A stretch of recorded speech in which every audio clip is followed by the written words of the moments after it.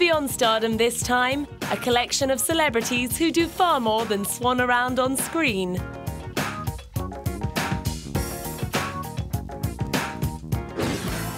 This actress-activist is the daughter and half-sister of 80s hit country singing duo The Judds. After growing up in Kentucky, Ashley Judd left university early to study acting at Playhouse West in Hollywood. She got her career start in television in the 90s and graduated to the big screen with roles in Smoke and Heat. By the end of the decade, she'd made a name for herself, starring in 2 big box office thrillers, Kiss the Girls and Double Jeopardy. Accurate information about HIV.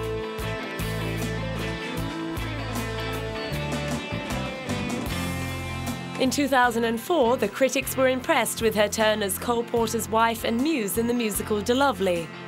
Although the movie itself was later panned, Ashley got to thrill to the buzz of having the film premiere as the closing film of the Cannes Film Festival.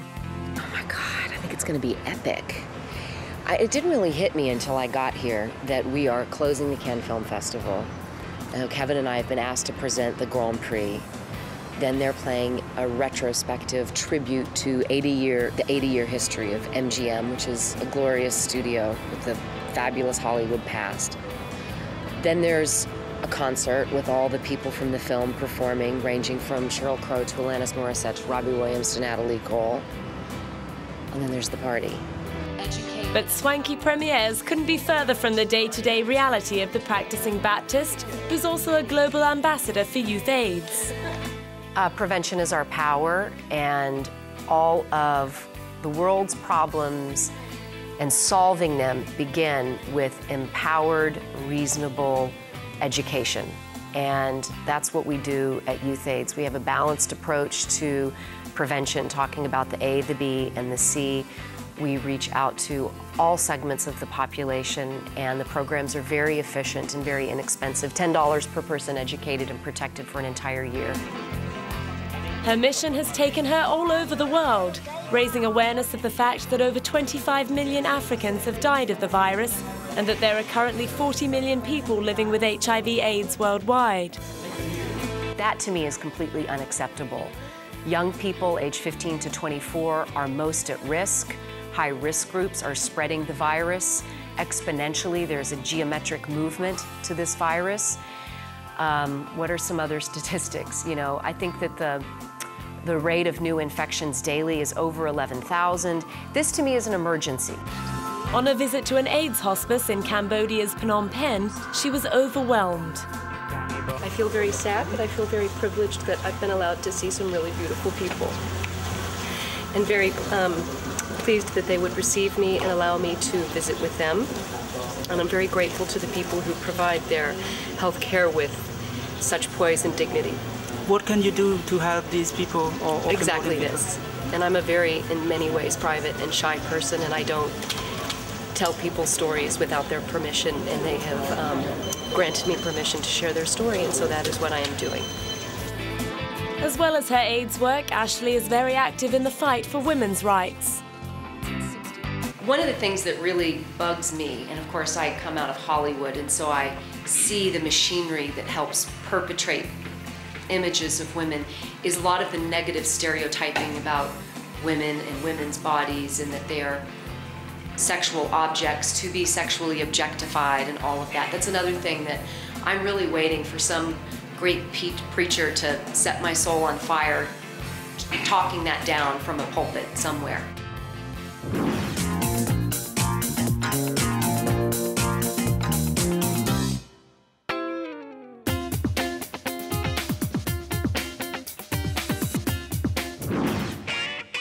While working as a waiter, this all-rounder once served legendary writer-director Billy Wilder, who advised him to try his hand at screenwriting. Billy Bob Thornton went on to write, direct and star in the 1996 sleeper hit Sling Blade, which catapulted him to superstardom and earned him an Oscar for Best Adapted Screenplay. He then directed All the Pretty Horses, starring Matt Damon and Penelope Cruz 4 years later. But it was such a negative experience, he vowed never to direct again. The same year, his screenplay The Gift, about a medium who witnesses a murder in a vision, was brought to the big screen by an all-star cast and director Sam Raimi. For the next few years, despite also releasing 2 roots and rock albums, his professional exploits were overshadowed by his marital status as Mr. Angelina Jolie and their rumoured relationship foibles. Not only did she have his name tattooed on her arm, there were reports that they wore vials of each other's blood around their necks. Whether or not those rumours were true, Billy Bob has certainly confessed to 1 or 2 other idiosyncrasies. As well as having an obsessive-compulsive disorder, he has a phobia of antiques and certain types of silverware. These may or may not have influenced the marriage split in 2003, which left Angelina with custody of their adopted son, Maddox. It was Billy Bob's 5th divorce, after which he came to the conclusion that marriage doesn't work for him. Aside from his divorce, 2003 was a great year for Billy Bob, with 4 movies hitting the theatres. Playing a love-struck billionaire in the romantic comedy Intolerable Cruelty alongside George Clooney and Catherine Zeta-Jones gave him an opportunity to witness firsthand the genius of Ethan and Joel Coen. Those guys are magicians. I'm not sure how they do it, but they do it. You know, whatever they set out to do, they always end up being successful at it. And Billy Bob got to share in that success as the star of their black comedy Bad Santa. Not only was it a box office success, his turn as the foul-mouthed Kris Kringle confirmed Billy Bob as a leading comedy actor. It helped bag him the part of the grisly baseball coach in a remake of the 1976 classic Bad News Bears. Employing the same writing team as Bad Santa, it drew inevitable comparisons. Maybe because Bad Santa wasn't that long ago, they're going to draw those parallels. But really, I mean, it stops at, you know, the guy drinks beer and smokes cigars and he curses. But you can say that about a lot of people, you know, and a lot of characters in movies. I guess simply because there were kids involved in that one and kids involved in this one. But yeah, there's some similarities. Thankfully, the similarities ended there. He's the exact opposite of what he plays in his movies. Unlike his crabby, misanthropic alter ego, the real Billy Bob is a pleasure to work with. Such a nice guy. Like, he's done so much for us. Like, we went to his house to have a pizza party and stuff, and it was so much fun. And like, he got us all these cool gifts and stuff. He's really nice. He's also very generous with his praise, regularly paying tribute to deserving peers like Robert Duvall. It's been a pleasure to write a few words for him and to stand toe-to-toe with him as an actor. And I can't think of anybody in the world that deserves this more than Bobby, and I'm really proud to be here. He was also on hand to big up country music star Tim McGraw when he received his Hollywood honor. In these days and times, it's good to have a family and a home, and Tim's done that very well. He has a great family. He's a wonderful father, wonderful husband, and a great friend. And I can't think of anybody else in country music who deserves a star on this walk more than Tim. And when it was his turn to be immortalized, he didn't forget to graciously acknowledge those who came before him. I'd like to acknowledge the fact that this is a real honor, because you see yourself on here with a bunch of people that you grew up idolizing, and that's what gives you a chill. I mean, the fact that you're on the sidewalk with Jimmy Stewart and, you know, Robert Duvall and all these other people, it's a huge honor.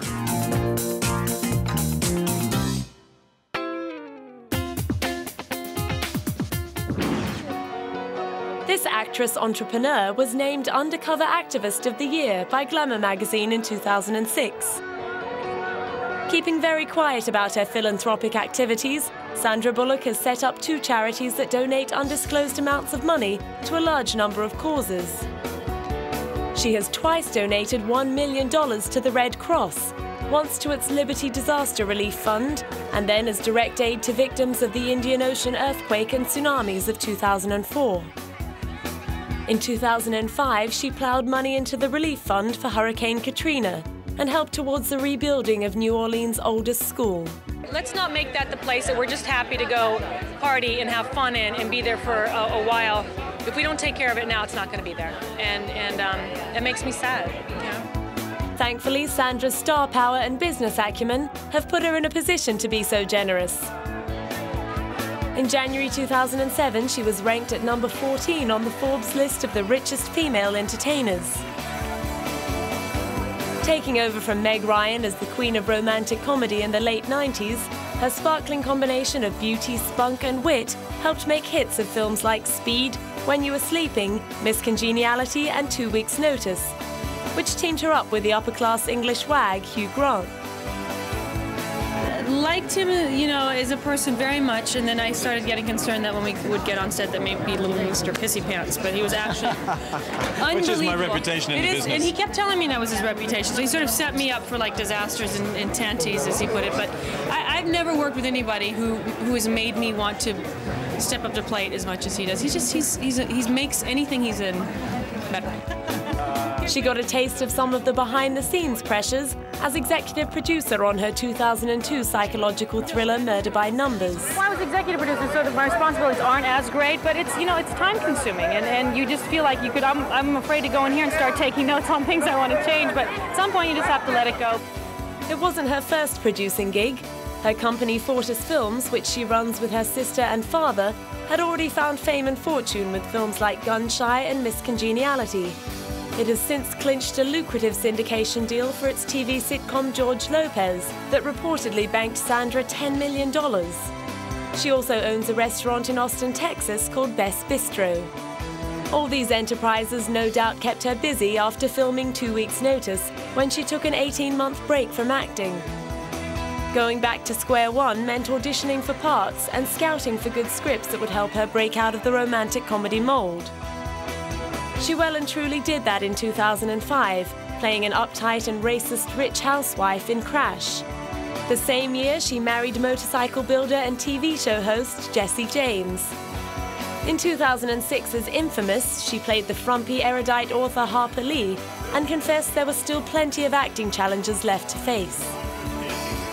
A lot of times comedies aren't looked at as character work or legitimate, and I'm okay with that because I will continue to make those kinds of films, but I also will continue to strive for roles that I love and that expand what I know I can do and tell stories with a group of actors that I think will inspire for 2 hours or hour and 39 minutes and tell an incredible journey. So whatever package that comes in, hopefully I'll be able enough to go after that. The next incredible journey came in the form of the psychological thriller Premonition, in which a wife is informed her husband has been killed, only to wake up the next day to find him alive and well. Sharing the screen with her for the first time, Amber Valletta understood why Sandra has become so beloved of audiences and her peers. He's extremely talented and beautiful and funny, and then really down to earth. And you can't beat all that. She forgot to mention humility. Because of this honor to carve my name into every wet cement poured on a sidewalk, and now that I have this, it's sort of, I'm turning legit, so I thank you for that. But you know, it's a weird thing. People kept asking, how does this feel? And I feel awkward, and I don't feel worthy, because the only reason I stand here is because of the great works of all the people that allow me to do my job.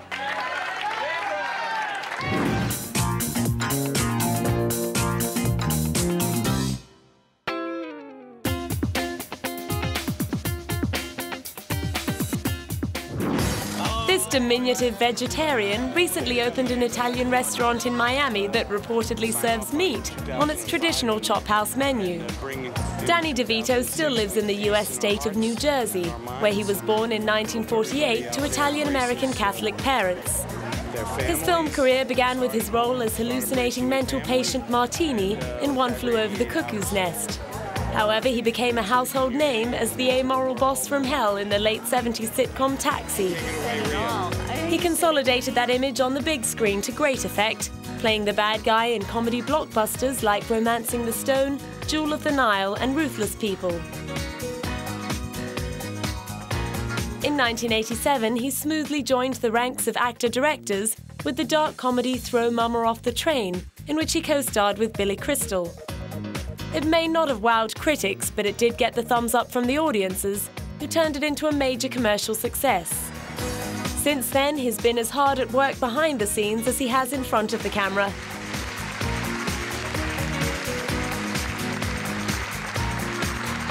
In 1992, he reunited with his Romancing the Stone chums Michael Douglas and Kathleen Turner to direct and co-star in War of the Roses. He also produced, directed and starred in the biopic of Teamsters Union leader Jimmy Hoffa. Some of the major films he's produced include the 1997 sci-fi thriller Gattaca and Erin Brockovich, which earned Julia Roberts an Oscar and helped turn her into Hollywood's highest-paid actress. In 2002, he returned to the director's chair to take another trademark dark comedy called Death to Smoochie about a corrupt children's television host. It's, and it's so dark and fun and, it does out Mama in a way in its own. I think it's in the same genre, I guess you would say, as that. And Danny was in his element. I get to do all the musical numbers, and I get to work with Robin Williams, who's just off the charts funnier than he's ever been in his life. And, Norton is like, what a dream to work with. Keener. God, Catherine Keener. I love Catherine Keener so much. And I love her even more after this experience. Despite Danny's effusion of warm and fuzzies, the plot was filled with contract killings, brutal beatings, neo-Nazis, and phallic baked goods. Robin Williams felt it necessary to issue this warning. The thing just takes off in this way that people are going, whoa! And it's not a children's movie. I mean, the trailers look funny, but please, this is not, don't bring Timmy and Susie, or they'll be asking you lots of questions, and you'll be getting, who is it? Welfare. Children's welfare. Step away from the child, sir. It's like, this is nasty. There was a little more family-orientated fun in his 2006 comedy Deck the Halls. The thing is that there's a sweetness to it, but it's couched in a very funny movie. So you can get that holiday feeling, and you get that really wonderful coming together about it, but it's also, hilarious. Although there was a spot of funny business between his character Buddy Hall and the local eye doctor played by Matthew Broderick. Yeah, Matthew and I, we were totally into it. I mean, we were in that sleeping bag. There were 90 people around, but sometimes you have to perform, and that's all there is to it. The pressure's on. If you noticed, I was on top. In real life, Danny has been married for over 25 years to Cheers star Rhea Perlman.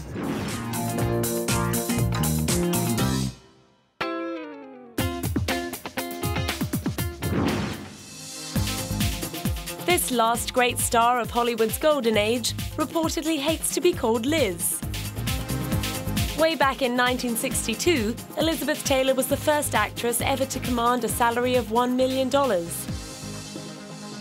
Thanks to filming setbacks that included her own prolonged illness, that figure had ballooned to almost $4 million by the time the movie was in the can, helping to make Cleopatra one of the most expensive film disasters in film history.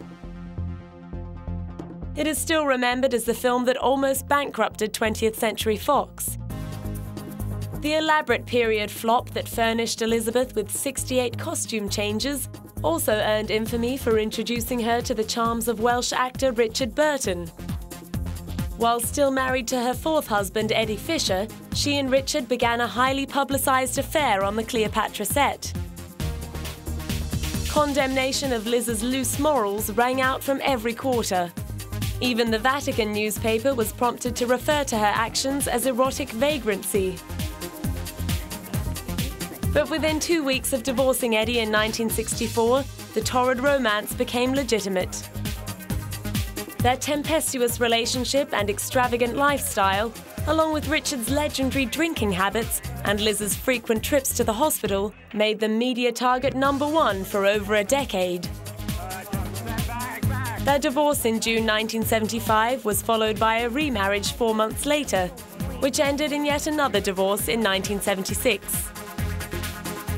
However, they remained close friends until Richard died in 1984, and despite going through another 2 husbands since then, Liz still credits Richard with being the love of her life.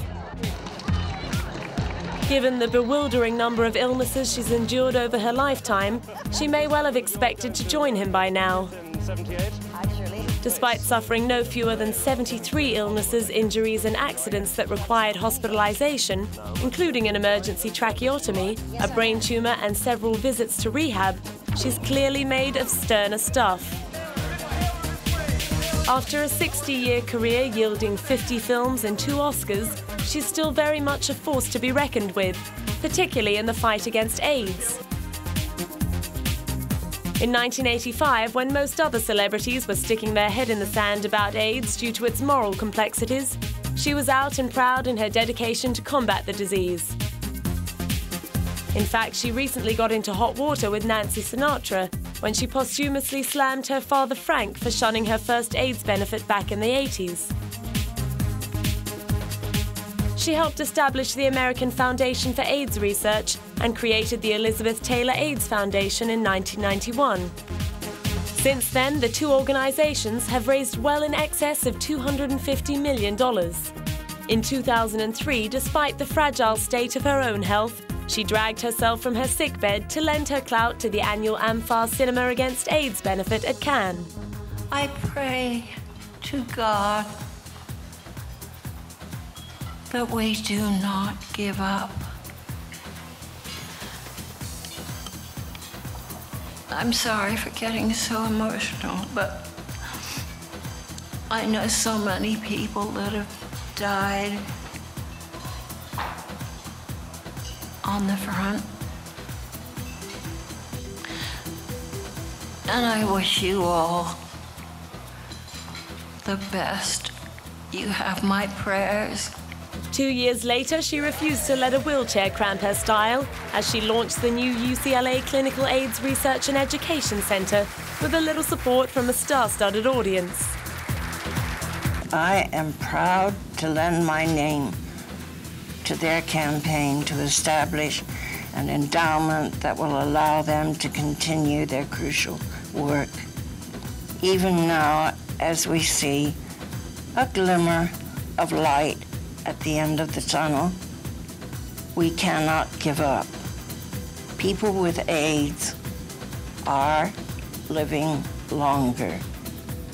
People with AIDS are living healthier. But sadly, people with AIDS are still not living forever. Bewigged and dripping with jewelry, Dame Elizabeth, as she became in 1999, has managed to hold on to her image as a glamour icon, which helps to promote sales of her perfume empire. Beginning with passion in the 1980s, the range has expanded to reflect her famous obsession with one particular precious stone. As well as white diamonds, she has also put her name to scents named Diamonds and Emeralds, Diamonds and Rubies, and Diamonds and Sapphires. She's also been dabbling with the real thing and is making a name for herself designing her own range of jewelry. In fact, she wore an example of her own work to her 75th birthday bash in Las Vegas. Is this one of your jewelry designs that you're wearing? Yes, it is. Tell us about it. Well, I call it frost because of the little icebergy things. Not bergs, like they look like they have icicles. Icicles. Yeah. Thank you so much.